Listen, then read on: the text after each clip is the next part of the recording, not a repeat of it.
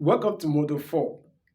In this module, we'll be first looking at packaging, how to package your product.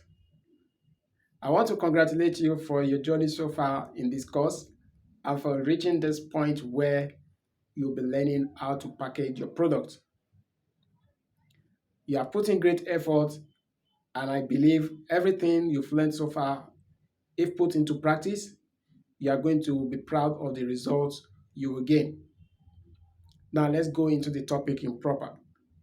So putting the proper touch to your product. When your product is completely designed, how do you now deliver your product?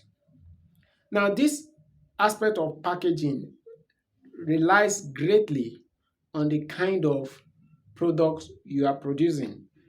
And when I'm talking about product, I mean your SKUs or the niche which you have settled down for to provide service as a Fiverr arbitrager.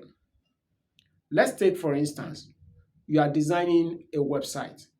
A website doesn't need any other packaging rather than for you to give the name of the website address to the customer as well as the backend login details. But take note of something. When you outsource such service to a vendor on Fiverr, they may want to put in some comments in their email to you or in a text or in a document. You have to review this document very well and make sure that what you are getting from them does not in any way goes against your own organization policy, because you are an organization now. You have to repackage it. Anywhere you see the logo or stamp of your vendor, you have to remove that and replace it with yours. So this now makes it unique, and this makes it your service because you are taking responsibility for that. Remember also that whatever your vendor do on your behalf, you are the one taking responsibility on behalf of your client. So if your vendor do the right thing, you have done the right thing. And if your vendor do something that is wrong, you have done something that is wrong.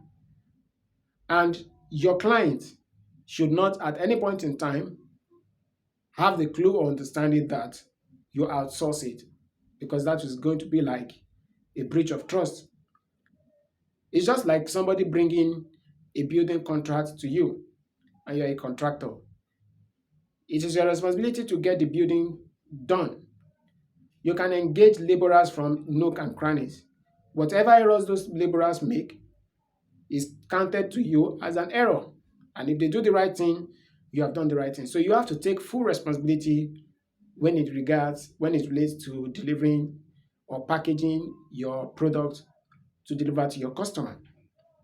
Another thing that is important for you to also note is that on Fiverr, there is a period for review. Like I said from the beginning of this video, if you are an arbitrator on Fiverr, you are going to be a very successful person, because Fiverr is structured such a way that you only pay when you are satisfied with the product. If you are not satisfied with the product, you can tell the management of Fiverr that I'm not satisfied with what this person have done for me and I'm not going to pay. So that gives you a time frame for your vendor, for your client to expect a review from you. So you also have to put into consideration some services that you are opting in for. If you are opting for a service with your vendor, until your client is satisfied with the product, you should not close the review window with your vendor. If you should close the review window with your vendor and your client comes back to complain about an aspect of the product you delivered, it means therefore that you will have to take the financial responsibility of rendering that service again, because you have already closed the review period with your vendor. So put that into consideration. The review time frame with your vendor that you pay to do a task for you should not in any way be closed until your client is satisfied that the work is well done. And also make it like a standard process or protocol with your client that once they have agreed that your work is done and well delivered, that there is no review afterwards. Any other review will be paid for. And that also puts the client in check. So a client will understand ahead of time that if he or she tells you that the job has been done and you have closed the order completely, they cannot come back the following days for modification or anything whatsoever. They have to pay. So the client will also have the responsibility to review the work or the product properly before closing his or her order with you. I hope with this you can now go ahead and start making your orders. If you have any question, please drop in the comment section or you can reach out to me in any of our live session.